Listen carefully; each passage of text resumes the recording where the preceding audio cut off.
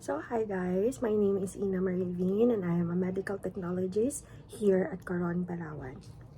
So, kung nakita nyo kanina yung mga introductory videos ko, kakaligo ko lang nun, kakatapos ko lang maligo.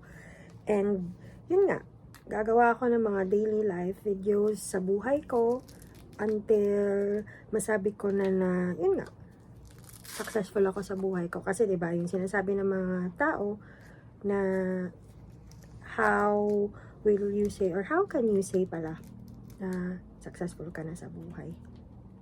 Paano mo masasabing successful ka na sa buhay? Sa akin kasi, masasabi kong successful na ako sa buhay ko siguro pag may financial freedom na ako. Pag stable na lahat sa buhay ko. Yun ko masasabi na successful ako. Successful ako pag ganun yung mga na-achieve ko, guys. Pero syempre, para maabot ko yung sinasabi kong financial freedom, kailangan ko magtrabaho. And kailangan ko magtrabaho kasi kailangan ko ng pera. Kailangan ko ng pera kasi kailangan ko ng pampaaral sa kapatid ko at pampagamot sa mama ko. Syempre kasi, as a breadwinner, kailangan ko yun lahat magawa. Hindi siya madali, guys. Hindi siya madali. Sobrang hirap siya gawin. Pero everyday, ginagawa ko siya out of love. Kasi alam ko na kahit para sa akin, yun yung isa sa part na makaka-complete sa buong pagkatao ko. Yung mapagtapos ko yung kapatid ko, dahan-dahan. Alam ko, sinasabi ko sa inyo, mahirap magbayad ng tuition niya. Kaya nga hanggang ngayon, meron pa siyang balance may balance pa yung kapatid ko. But, I'm doing my best para mapunan yun lahat. Kasi syempre, sino ba naman ang wala pa? Sino bang hindi naka-experience ng promissory letter? Diba? Sinong hindi naka-experience na may balance pa sa tuition fee, pumapasok na may balance sa tuition fee? Ako, na-experience ko yun when I was in college.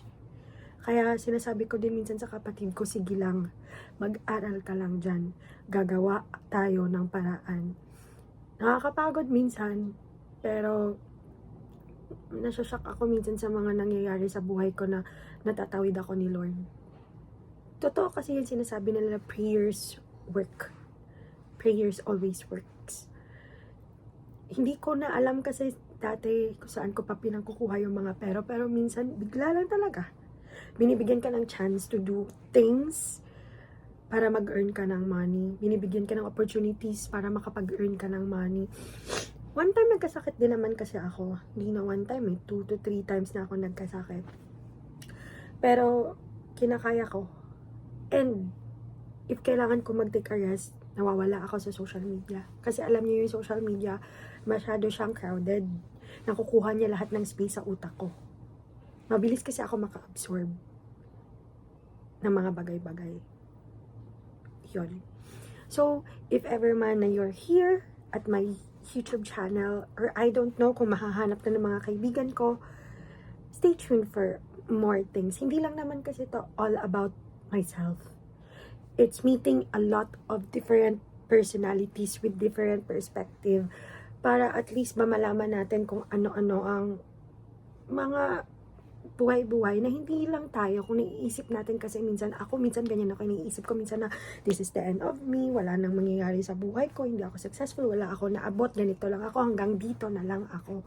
Pero no guys, maraming mga tao na kung ano yung meron ka ngayon, gusto din nila sana yan. Kaso they don't have the opportunity and chances to be like ganito. Kaya everyday ako nagpapasalamat kay Lord na kahit papano may nakakain ako, may tinitirahan ako, meron ako mga bagay na ganito. So, that's all. Siguro masasabi ko lang, let's all be thankful for what we have. Work hard, work smart. And hindi ko din naman kasi sinasabi na this is an inspirational video for everyone. Hindi siya inspirational video kasi nga ayoko din mag-spread ng negativity and toxicity kasi gagawin ko nga itong journal for my everyday life. Not everything. Pero yun nga, aside sa gagala-gala, igagala ko kayo dito sa Coron. Yun. So, for now, eto na lang muna guys.